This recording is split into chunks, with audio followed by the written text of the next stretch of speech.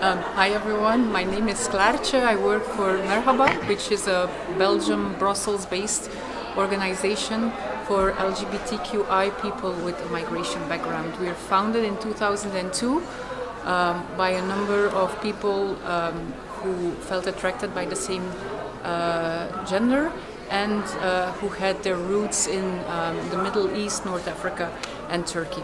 At this moment we're still this self-organization a little bit from the beginning, but also providing support to people who identify as such.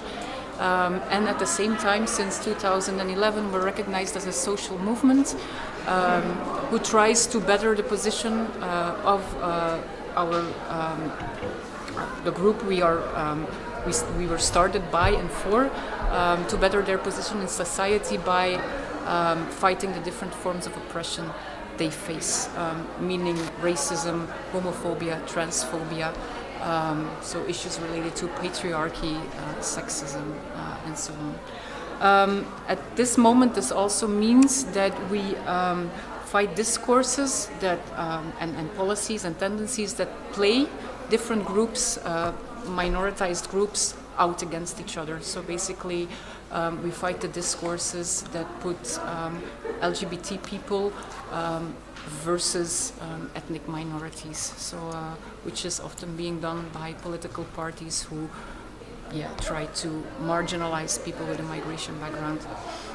A second thing we do in terms of how to put intersectionality in practice is to contest the norms and universalist normative identities. So basically that's a lot of big words for saying that not all gays are like white men. So there's more to LGBTQI people than just white men, which is basically like the norm if we look at how things are organized.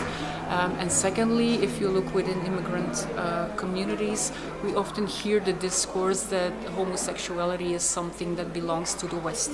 So we try to disrupt these discourses by putting people, their stories at the center. So putting people who are pushed to the margins, whose stories are not heard, putting them back into the center and showing to others like we exist as well. And so your policies have to be targeted towards us as well. We are there, include us. This is not an easy task, first of all, because the groups that we represent or that we are fighting for are marginalized, don't always have difficult life circumstances, are not always easy to mobilize, so we're working with oppressed groups. And secondly, we as an organization are also marginalized because often the money goes to the bigger organizations who try to work intersectional but often fail because their experience or lack of experience is not grounded in grassroots work with the people themselves. How do we deal with this as an organization? We try to look for partnerships that are authentic, that are bottom-up, and that really want to address the problem. We don't want to be apolitical, so we try to keep race and gender at the center of what we do. So anything that is not addressing racial inequalities and oppression for us is not something we want to engage in. But most importantly, we try to put the most marginalized still at the center, give them the attention, give them a voice, even if it's not with their faces, because visibility is a huge issue for many of them. Speaking out visibly is difficult, so what we try to do is bring their voice to the center, even if it's me as a white person voicing it, which I believe is problematic, but that's a whole other discussion that anybody who's willing to engage in can always contact us for.